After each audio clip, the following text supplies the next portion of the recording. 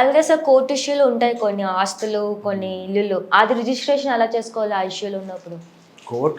కోర్టులో ఉన్నప్పుడు అది లీగల్ డిస్ప్యూట్లు ఉన్నప్పుడు రిజిస్ట్రేషన్ లవ్ ఆగిపోతాయి అలాగా? అది హోల్డ్లోనే ఉంటాయి. ఓకే. ఎందుకంటే కోర్టులో ఎప్పుడైతే దాని మీద కేసు ఫైల్ చేశారో ఇమీడియట్గా అవన్నీ హోల్డ్లోకి వెళ్ళిపోతాయి.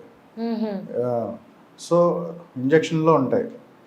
అవి కోర్టు నుంచి క్లియరెన్స్ వచ్చే వరకు అవి రిజిస్ట్రేషన్ చేసుకోవడానికి అవ్వదు. ఇన్ కేస్ అది బోత్ పార్టీ సెటిల్ అయిపోయి అండర్స్టాండింగ్ వచ్చి సెటిల్మెంట్ చేసుకుంటే ఆ కేసు డిస్క్లోజ్ అవ్వడం కానీ, కేసు అదాలత్లో సెటిల్ అయిపోవడం కానీ జరిగితే అప్పుడు అది రిజిస్టరబుల్ అనమాట. అప్పటి వరకు ఆ ఇంటి పేరు మనిషి ఓనర్కి ఆ ఇల్లు మాదని చెప్పుకునేందుకు అవదా? చెప్పుకోవడానికి అది కోర్టు కేసులో ఉన్నప్పుడు దానికి ఓనర్షిప్ లోన్ కూడా అది ఎవరికి ఓనర్షిప్ అనేది ఉండదు. ఓకే. అలాగే రిజిస్ట్రేషన్ ఆఫీస్కి రాలేని ముస్లిం వాళ్ళు ఉంటారు, వాళ్ళకి ఆ ఆస్తిని ట్రాన్స్ఫర్ చేయాలంటే ఎలా చేస్తారు? వాళ్ళు ఇందులో ఎలా ఉంటుంది అంటే అండి, పెద్దవాళ్ళు ఇప్పుడు రాలేని పక్షంలో వీలునామా రాయొచ్చు. ఈ వీలునామా రాసి వాళ్ళ తదనంతరం ఆస్తిని సో అండ్ సో వీళ్ళకి ఇస్తున్నాం అని చెప్పేసి వీలునామా మనవలకో మనవరాళ్ళకో కొడుకులకో ఎవరికైతే వాళ్ళకి ఇచ్చే హక్కు వాళ్ళకు ఉంది.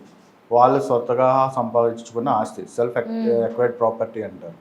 వాళ్ళకి కూడా తాతల నుంచి వచ్చింది అనుకోండి, అది మళ్ళీ మనవలకి వీళ్ళు తదనంతరం ఆటోమేటిక్గా హక్కులు వస్తాయి.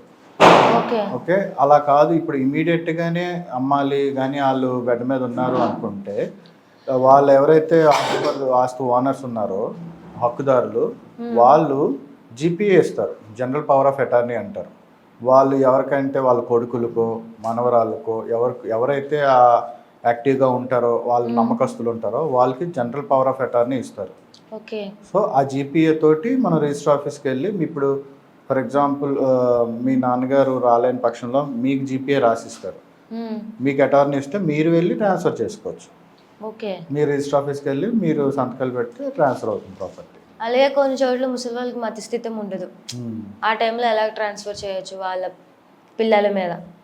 మతిస్థిమితం లేని వాళ్ళు ట్రాన్స్ఫర్ చేయలేరండి. వాళ్ళకి మైండ్ అన్సౌండ్ మైండ్ అంటాం. సో వాళ్ళు ట్రాన్స్ఫర్ చేసుకోలేరు. సో వాళ్ళు ఏంటంటే వాళ్ళ తదనంతరం ఆస్తి ఎవరైతే లీగల్ హైట్స్ ఉంటారో వాళ్ళ పేరు మీదే రిజిస్ట్రేషన్ అవుతుంది.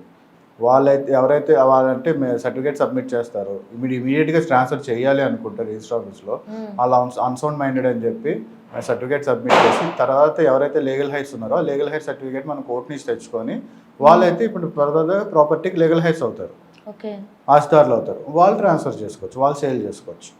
వాళ్ళ మస్థితం లేకపోయినా మా తాతగారు అని చెప్పి చేసేసుకోవచ్చు. అదే తాతగారు అని చెప్పినట్టు ప్రూఫ్స్ పెట్టుకొని, అంటే వాళ్ళ తాతగారి నుంచే వచ్చిన ఇది ఉంటుంది కదా, లైక్ ఆధార్ కార్డులో ఫాదర్ నేమ్ ఉంటుంది, రేషన్ కార్డులో ఫాదర్ నేమ్ ఉంటుంది.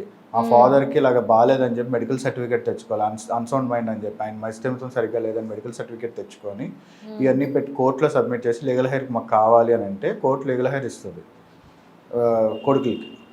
సో కొడుకులనే కాదు, ఎవరైతే లీగల్ హైర్ ఉన్నారో వాళ్ళకి ఇచ్చిన తర్వాత వాళ్ళు దాన్ని సేల్ చేసుకోవడం కానీ వాళ్ళు అనుభవించడం కానీ వాళ్ళు ఎవరికైనా ట్రాన్స్ఫర్ చేయడం కానీ చేసుకోవచ్చు.